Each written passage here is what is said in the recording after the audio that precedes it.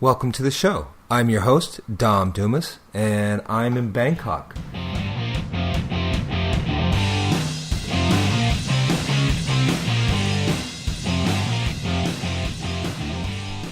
Loving Mötley Crüe, episode 29. I've been in love with Mötley Crüe since about 1984, and that was the first time I heard them, but I'm going to tell you that story here in just a minute. First, I kind of feel Mötley Crüe and I, or at least I was fated to love Mötley Crüe, because Mötley Crüe was formed exactly 10 years to the day after I was born. They formed in 1981 on January 17th.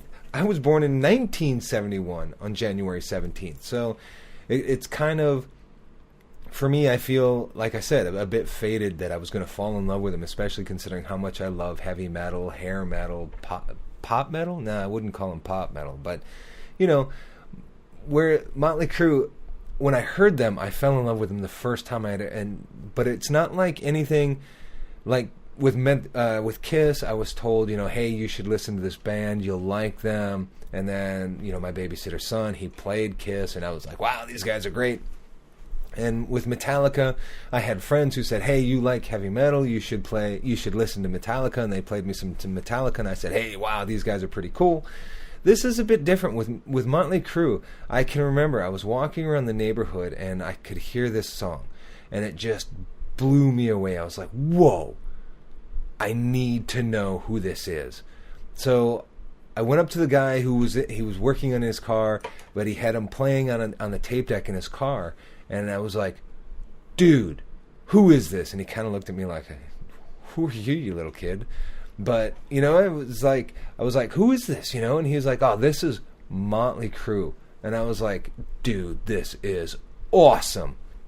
And I was just blown away by them. And the song that happened to be was Shout at the Devil. And it was just amazing. Just the guitars, the screaming guitars, Vince Neil's voice just blowing me away, and the primal sound of Tommy Lee's drums and Nikki Sixx's bass guitar was just unbelievable. And as soon as I could afford it, I got that album, and I can remember just listening to him over and over every chance I got, for, you know, whenever I could sit down and listen to music, you know. And then I went back and I found their first album, which was Too Fast for Love. Too Fast for Love came out in 1981, and they reached, at that album, they put out on their own record label, which was Leather Records, and that reached number 77 on the charts after it was re-released through their next company that was the record company that held them next. Shout at the Devil came out in 1983, so it was about a year after that I got to listen to him. And again, like I said, I was just blown away with the songs Shout at the Devil and all the other songs that were on there. It was just incredible. I couldn't believe it. And that Shout at the Devil was in 1983, like I said, and they reached number 17 on the U.S. charts. And I'll show you all the record covers. You know, you'll see them here in the video. And also, if you go to my show notes at domdumas.com/29, I'll post all the album covers. I'll post the pictures of everybody in the band. And what I'll even do, for those of you that are listening, I'm going to play a little clip of that song for you a little bit later. And because for me, it was just like phenomenal, and I couldn't believe it, you know. And I hope you like it too.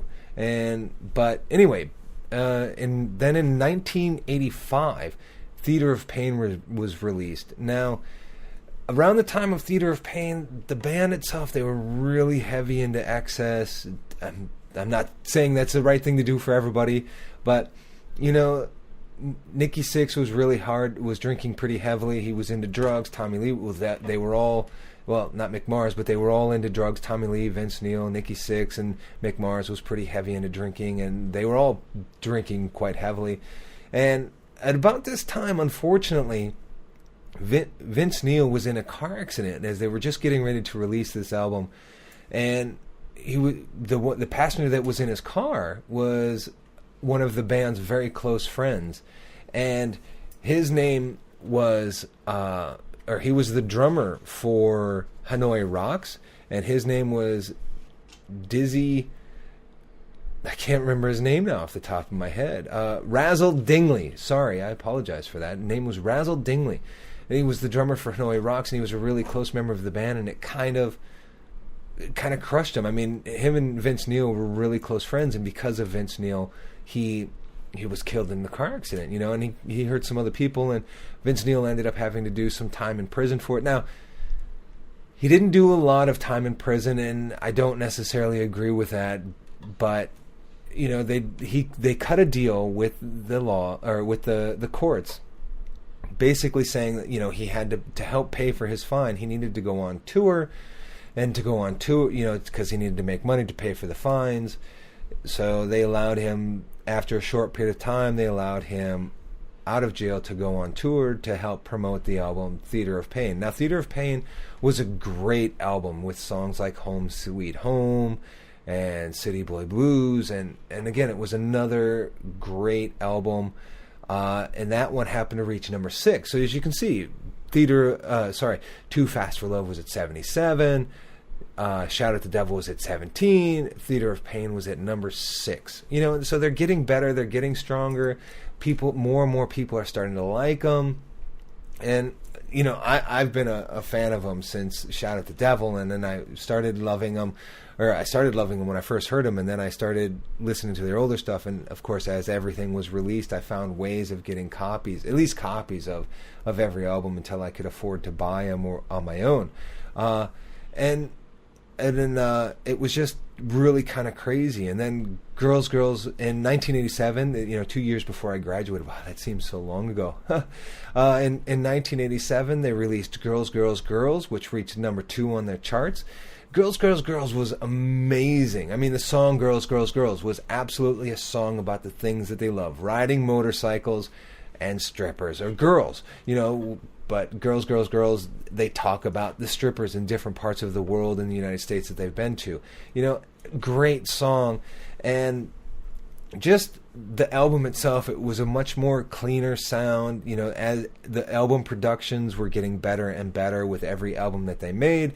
And you can see it, as you saw, or as I said, it got to number 2 on the U.S. charts. And as a matter of fact, if I'm not mistaken, now I haven't been to a strip bar in a really long time, but the last time I was in a strip bar, sure enough, song Girls came on and everybody was dancing to it. So it's become like a mainstay. But anyway, Mötley Crüe, the album Girls, again, they were still pretty messed up at the time, especially Nikki Sixx, who was getting heavier and heavier into heroin and drinking. And as a matter of fact, at about this point in time, he OD'd on heroin. And the only reason he's still alive is because the paramedic gave him 2 shots of adrenaline into his heart. And, you know, and I can remember when the news came out, everybody was just floored. But then when he came to, and then he kind of broke out of the hospital, and he went back home. And of course, what's the first thing that he does? He shoots up on heroin again. Now, he ended up passing out, almost dying, I guess. But he came to with this needle hanging out of his arm, and he thought, damn, I need to do something to fix my life. And the great thing about this is everybody in the band kind of decided they were going to start trying to clean up. And you can hear it in their next album, which was Dr. Feelgood, which came out in 1989. And again, the music the music was just getting better and better and better. And this, as a matter of fact, the song Kickstart My Heart off of Dr. Feelgood was about Nikki Sixx coming back to life. Amazing song, amazing album. Like I said, it reached number 1 on the U.S. charts. And you can hear the music, in my opinion, and the lyric writing and the music writing itself was getting much, much better. And then they kind of had some issues after Dr. Feelgood. Vince Neil decided he would, well, depends on who you talk to. Vince Neil decided he was going to leave the band. If you ask Nikki Sixx and the other band members, if you ask Vince Neil, he'll say he was fired from the band. But he decided he wanted to do some other side projects. He also wanted to get into some race car driving. He was driving some open cart or open wheel, whatever you want to call it. Open wheel driving. I don't know how well he did on that. I didn't really look. But, I was a Mötley Crüe fan, not a Vince Neil fan. Nothing wrong with Vince Neil. I love him. I love him in Mötley Crüe. Mötley Crüe just isn't Mötley Crüe without Vince Neil. Don't get me wrong. But I've listened to some of his other stuff, and yeah, it's Vince Neil singing songs, but I feel the bands that he had just aren't up to Mötley Crüe's standard. Just my opinion. I'd love to know what you guys think. Anybody who is listening to my podcast, if you listen to Mötley Crüe, or you listen to Vince Neil, or you listen to Rock Candy, or you listen to any of the other music that it has Tommy Lee or Vince Neil or Nikki Sixx or Mick Mars in it. I mean, they've released a lot of other stuff with a lot of other bands, so let me know your opinion. What do you think of their other stuff compared to Mötley Crüe? My personal opinion, Mötley Crüe was the epitome of these four guys together. Don't get me wrong, Tommy Lee's band Method of Mayhem, they were really good. Not quite Mötley Crüe. Vince Neil, his own band, Vince Neil, and his band Rock Candy, pretty good. Not Mötley Crüe. Now, Nikki Sixx, he's played with a lot of other bands. London. Well, London was pre Mötley Crüe, but like Brides of Destruction and his current band 6 a.m., which are great. I love them. It's not Mötley Crüe, but it's a different sound. They're still rock and roll, but it's not a Mötley Crüe sound that he's trying to rejuvenate. But anyway, and then, like I said, Vince Neil left the band. Whether he was fired or he quit is up for debate. I don't know the inside politics. I don't know whose side to believe. But anyway, when he left the band, they brought in... This is about the time that kind of glam metal and heavy metal was kind of going away. People were going, we don't want to listen to that shit anymore. And there was this Seattle sound that was coming out, kind of a grunt. Well, it was called grunge. Bands like Nirvana and Pearl Jam, Stone Temple Pilots, which was and Alice in Chains, which was just a different sound, and it was like a bit dirtier, a bit less unrefined. So Mötley Crüe, since Vince Neil had left for whatever reason, they decided, well, they wanted to bring in a singer with that type of voice, a little bit of a rougher voice, a bit grungier voice. So they brought in John Corabi. And don't get me wrong, he's great. He's a great singer, a lot of fun to listen to, and a lot of his other stuff he's done really well in, and I've enjoyed it. But again, the album that they released, which was their first self-titled album, this was in 1984, and that was Mötley Crüe, and it was just like there was something missing with this song and with this album. And the songs are great, don't get me wrong. I listen to them and I love them because they're Mötley Crüe, but they're just, for me personally, they're missing something. And I think listening to some of the songs that Vince Neil redid, that John Corabi had sang, and then Vince Neil had re-recorded them, and I believe Afraid was one of them, but I'm not quite sure. But anyway, listening to the songs, I was really kind of missing Vince Neil's voice in the songs on the Mötley Crüe album. Now, they did absolutely sound a bit grittier and a bit grimier and a bit dirtier. Do you know what I mean? The sound was a bit dirty, but it just wasn't. For me, it wasn't Mötley Crüe. And as you can tell, they fell in the charts a little bit. They dropped to number 7. But again, it was a good album, but it just wasn't Mötley Crüe. And then in 1997, I remember this because they got Vince Neil back.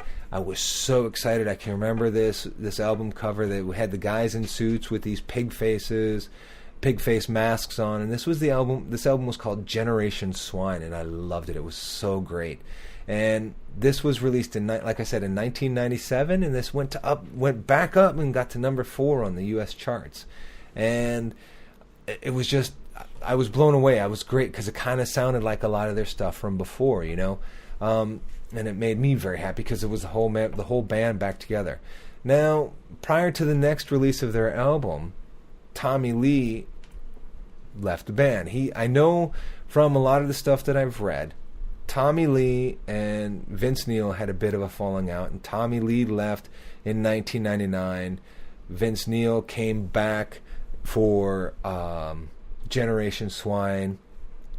So when it came to not Generation Sign, to New Tattoo in 2000, it was like, yeah, it's still, the drums were still really good, but I just didn't feel that it was Mötley Crüe. You know what I mean? It was with somebody else, and the person that they had play with him, he was really good. Don't get me wrong, and he did.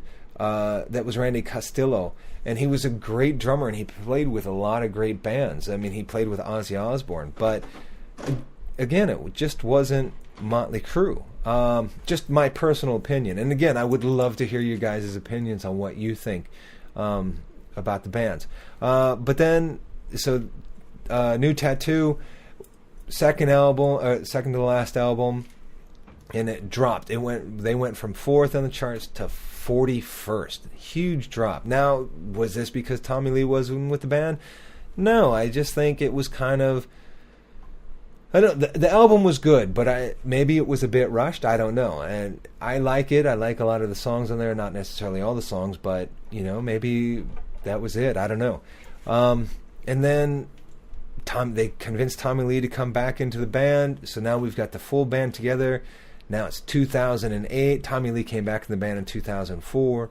Saints of Los Angeles, and I can remember when this album came out. I was so excited, and I'm glad I got the album as soon as it came out. Loved it, absolutely loved the album, and just a lot of great songs on there. Now, Mötley Crüe did something in 2014. Sorry, I quickly jumped from the albums. That's all of the studio albums that they've released, and they've released 9 studio albums, and they've ranged from 77, Too Fast for Love on the charts, up to number 1 on the charts with Dr. Feelgood, and they ended with Saints of Los Angeles, ended up on number 4th on the U.S. charts. So that, I feel that was pretty good. Now, in 2014, Mötley Crüe, kind of, the band members have felt they've done everything that they had done. And, I've listened to interviews, and I've heard them talk about it from time and time again. They've felt like they've accomplished everything that they could accomplish with Mötley Crüe.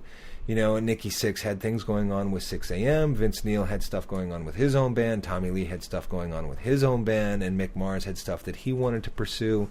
So they decided they were going to break up. But they kind of didn't want to do what a lot of other bands, not a lot, what some other bands have done in the past. And I hate to bring it up, but as much as I love him, I kind of have a love-hate relationship with him. They didn't want to do what Kiss had done, which was back in the early 2000s, they decided that they were going to call an end to their touring. They were done. And not touring, they were going to call an end. They were going to break up. This was their last. They had done their reunion tour.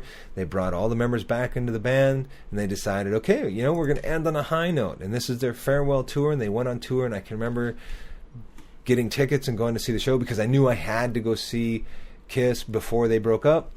Unfortunately, I got to go. It was awesome. But they didn't break up. They kept, they continued the tour for a long time, which is not a problem. I have no issues with that. But after they finished the tour, it was no longer the farewell tour anymore. And they released another album, and they continued touring. They continued doing more things as Kiss, which is kind of like, why tell everybody that you're breaking up if you're not going to break up? So what Mötley Crüe had done, which I felt was kind of cool, is they kind of signed a cease and desist agreement, which kind of meant that once they finish this tour, they're not going to get together and tour and play as a band anymore. And the only way they can is if every member in the band agrees on it. And Nikki Sixx has stated repeatedly that this is something he's not going to agree to. So, am I sad? Yeah. Am I happy? Yeah. They went out on top, I felt, but I never got a chance to see Mötley Crüe live, which is unfortunate. Now, don't get me wrong, Tracy and I, we tried really, really hard to see Mötley Crüe live, but it just wasn't in the cards. The closest they came was Abu Dhabi, and it was so hard to get tickets, and by the time that they became available, I couldn't get tickets. So these things happen, no big deal. I still love to listen to them. It's not their fault, But anyway, so then now I want to tell you about the members of the band. Nikki Sixx, who's the bassist, He's been with the band from the beginning, 1981 to 2015. Same with Mick Mars, 1981 to 2015. So they've been together. They've been in the band for the entire life of the band. Now, Tommy Lee, the drummer, he was with the band from 1981 till 1999, and then he left the band to do some other things for whatever reason, and he came back in 2004 and was with the band until the end, and I can remember their last show. I saw video clips of it. I'll tell you about it here in a little bit. And then Vince Neil was with the band from 1981 until 1992. And then he left the band, like I had said. Now again, he says he was kicked out. They say he quit, whatever. But then he came back in 1997 and was with the band until the end, and that was in 2015. Now, the vocalist, like I had told you before, the vocalist that they had to replace Vince Neil was John Corabi. He's got a great vocalist, but it's just he has a great voice, but he's just not a Mötley Crüe voice, and I could be biased, but he was with the band from 1992 until 1997 when Vince Neil came back. And then when Tommy Lee had quit in 1999, they replaced him with Randy Castillo, and he was with the band until his death in 2002. And then they had a few touring drummers that played with him, and they were great. But again, it wasn't Mötley Crüe, for whatever reason. So. And so far, they haven't talked about playing together. Obviously, it's still just recent because their last ever show was on December 31st, 2015. And I watched it, and the last song, I didn't watch the show. I watched bits and pieces of the show that I could find on YouTube. And the last song that they sang was Home Sweet Home.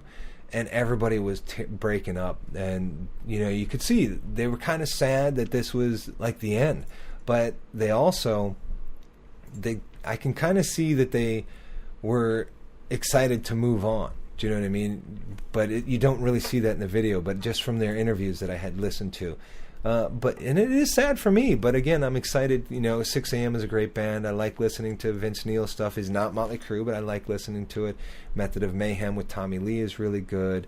But yeah, so also Mötley Crüe has written a book. They wrote a book as a whole band, which was kind of cool, which was called The Dirt, and it was really good, and it was released in 2001, and I found it in a secondhand bookstore, which was really cool.